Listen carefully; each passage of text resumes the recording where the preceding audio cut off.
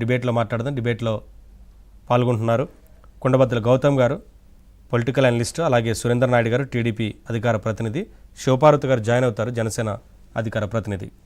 అందరికీ నమస్కారం అండి, వెల్కమ్. ముందుగా సార్ గౌతమ్ గారు, అంటే ఇప్పుడు పునర్విచారణ చేయాలి, మళ్ళీ ఇంకొకసారి విచారణ చేయాలని వారు కోరుతున్నారు, సుప్రీంని ఆదేశించమని కోరుతున్నారు సిబిఐతో. ఎందుకు కోరాల్సి వస్తుందని అంటే విచారణ జరగాల్సిన కోణం వేరే ఉంది, కానీ ఆయా కోణాల్లో విచారణ చేయకుండా దర్యాప్తు ముగిసిందని సిబిఐ చెప్పడం కొంత నిజంగా ఎవరికైనా ఆశ్చర్యం కలిగిస్తుంది. ఎందుకంటే బాహ్య ప్రపంచానికి తెలియకముందే ఈ విషయం జగన్మోహన్ రెడ్డి గారికి తెలుసు అనే విషయం ఎవరు మనం చెప్పేది కాదు. అజయ్ కల్లం గారు సిబిఐకి ఇచ్చిన వాంగ్మూలంలో చెప్పిన విషయాలు వారు ప్రస్తావిస్తున్నారు. ఆ కోణంలో మరి సిబిఐ విచారణ చేయాలి కదా. అసలే విచారణ ఆలస్యమైందనంటే ఇంకా పూర్తి స్థాయిలో విచారణ చేయకుండానే దర్యాప్తు ముగిసిందని చెప్పడం పట్ల కేసుని ఎటువైపు తీసుకువెళ్ళాలి అనుకుంటున్నారనేది వారి ప్రశ్న.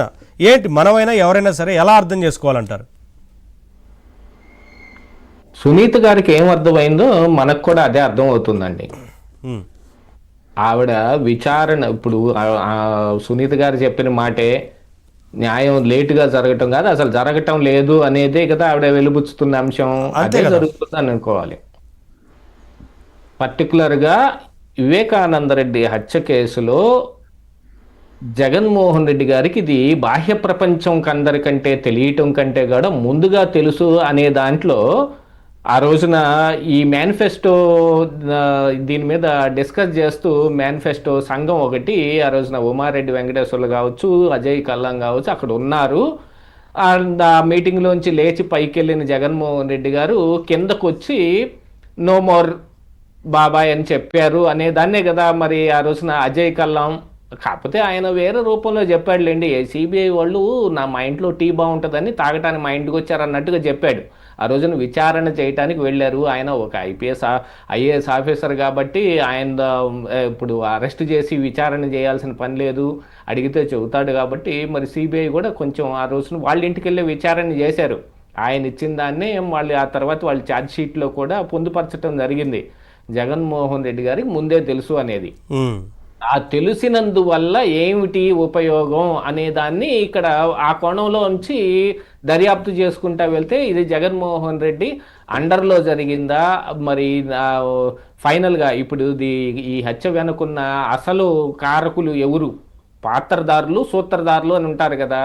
ఆ సూత్రధారుల్లోనే ఇప్పుడు అవినాష్ రెడ్డి కావచ్చు, భాస్కర్ రెడ్డి కావచ్చు, వీళ్ళందరూ సూత్రధారుల్లోకి వాళ్ళని ఐడెంటిఫై చేసి వాళ్ళని అరెస్ట్ చేయడం కూడా జరిగింది. అవినాష్ రెడ్డిది అయితే ఇదిగో అరెస్ట్ అదిగో బెయిల్ అనుకోండి, అది వేరే విషయం. భాస్కర్ రెడ్డి అయితే అరెస్ట్ అయ్యి మరి ఇక్కడ చంచల్ కూడా జైల్లో ఉన్నాడు కదా.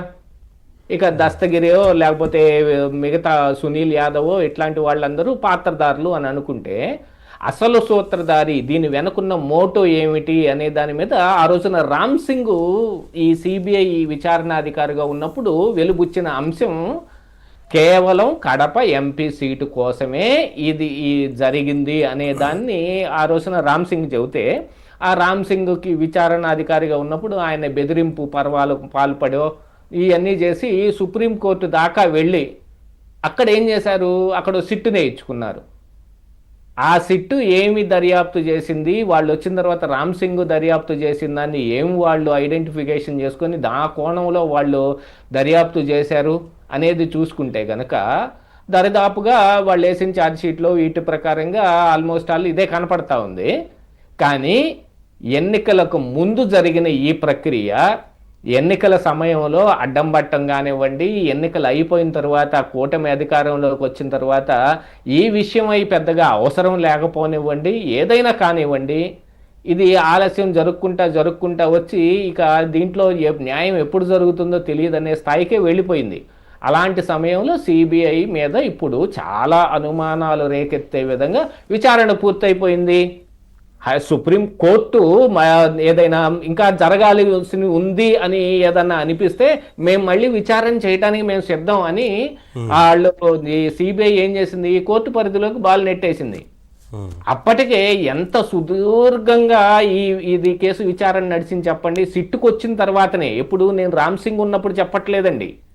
రామ్ సింగ్ ఉన్నప్పుడు ఏమైంది, కడపకి వెళ్ళటం, అక్కడ మన ఆంధ్రప్రదేశ్ రాష్ట్ర పరిధిలోని కేసు ఉండటం, అక్కడ విచారణ చేయటం, దాని తర్వాత ఈయన మీద కేసులు పట్టడం, అసలు మన రాష్ట్రం నుంచి తెలంగాణకి మార్చటం, తెలంగాణకు వచ్చిన తర్వాత మరి అవినాష్ రెడ్డి డ్రామాలు, కర్నూలులో తల్లి గారిని హాస్పిటల్లో పెట్టేసిన వేషాలు ఇవన్నీ అయిపోయిన తర్వాత యాక్చువల్గా చెప్పాలి అని అనుకుంటే ఇందులో ప్రజలకైతే ఒక క్లారిటీ వచ్చిందంటే ప్రజా కోర్టులో ఏం జరిగింది అనేది ప్రజలకైతే క్లియర్గా తెలిసిపోయింది. కానీ నిందితులకో మరి సూత్రధారులకో ఈ శిక్ష పడే అంశంలో అంటే న్యాయం జరగని సునీత ఒక్కదానికే అన్నట్టుగా కనపడతా ఉంది ఇది. ఎందుకంటే తండ్రిని కోల్పోయింది ఆవిడ.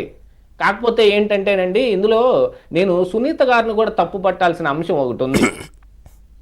ఎంత దూరం ప్రొలాంగ్ చేసుకుంటా రావటానికి గల కారణం ఆవిడే. 2019 ఎన్నికల కంటే ముందు జరిగిన ఈ హత్యని 2019 నాడు జగన్మోహన్ రెడ్డికి ఉపకరించే విధంగా తన అన్నగారు సీఎం అవటానికి కావలసిన విధంగా ఆవిడ ఆ రోజున ప్రవర్తించారు. కాకపోతే ఇందులో అవినాష్ రెడ్డి ఎక్కడ తప్పించుకుంటాడో అని సిబిఐకి అడగటమో, లేకపోతే సిట్టు వేసినప్పుడు లేకుంటే ఈ పోలీసులకి మీకు ఇప్పటికీ నిన్హైడ్రిన్ టెస్ట్లోకి వెళ్ళిన ఒక లెటర్ ఉంది. ఆ లెటర్ తాలూకు కూడా ఎవరేం చెప్పట్లేదు. ఇప్పుడు గుర్తు తెచ్చుకుంటాం కూడా చాలా ఆలస్యం కూడా అవుతుంది. అంత పెద్ద ప్రయోగం జరిగింది అక్కడ. ఒక చనిపోతూ వివేకానంద రెడ్డి రాసిన లెటర్ అనేదాన్ని ఆ పరిధి అది కూడా మళ్ళీ తిరిగి కోర్టుకి ఏమి సబ్మిట్ చేశారనేది కూడా ఎక్కడ బయటకు రాని అంశమే. వీటన్నిటికీ కారణం ఎవరేనంటే నా దృష్టిలో మాత్రం సునీత గారే. 2019 నాడు అన్నకు ఉపకరించటం కోసం అశ్వత్థామ హతః కుంజరహ మంత్రాన్ని ఆవిడ పాటించారు ఆ రోజున.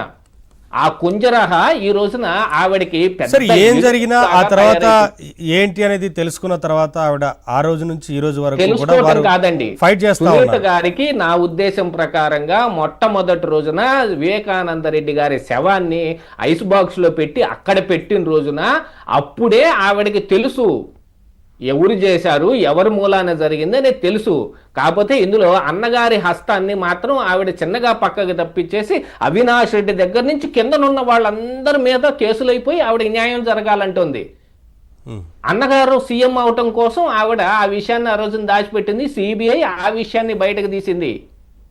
అవి నాకు ముందు తెలియదండి అని ఆ రోజు చెప్పుకున్నా గానీ ఆ రోజున ఏం జరిగినా ప్రస్తుతం అయితే వారి అన్నకు కూడా తెలుసు ఈ విషయం, బాహ్య ప్రపంచానికన్నా ముందే తెలుసు కాబట్టి ఆ కోణంలో విచారణ చేయట్లేదు. నేను ఒక్క మాట చెబుతాను వినండి, ఒకే ఒక్క మాట చెబుతాను వినండి. పులివెందుల నడిబొడ్డున జగన్మోహన్ రెడ్డి అదుపు ఆజ్ఞ లేకుండా, ఆయన అనుమతి లేకుండా ఆయన బాబాయిని చంపే ధైర్యం అవినాష్ రెడ్డికి ఉందని మీరు అనుకుంటున్నారా? అదే అండి, ఎవరు అనుకోరు ఆ విషయం. ఆ కోణంలోనే ఎందుకు విచారణ చేయట్లేదు అడుగుతున్నారు. అన్నగారు దీని వెనక లేరని ఇప్పుడు అందుకనే సునీత ఎలా అనుకుంది లేరని. అందుకని ఆ రోజున ఆవిడ పోరాటం జగన్మోహన్ రెడ్డితో కలిపి పోరాటం చేస్తుంటే ఈ రోజు న్యాయం అడగటానికి ఆవిడకు కూడా 100% రైట్ ఉండేది. సరే, ఏదైనా సరే ఇప్పుడు ఆ రోజు నుంచి ఈ రోజు వరకు కూడా ఫైట్ చేస్తారు.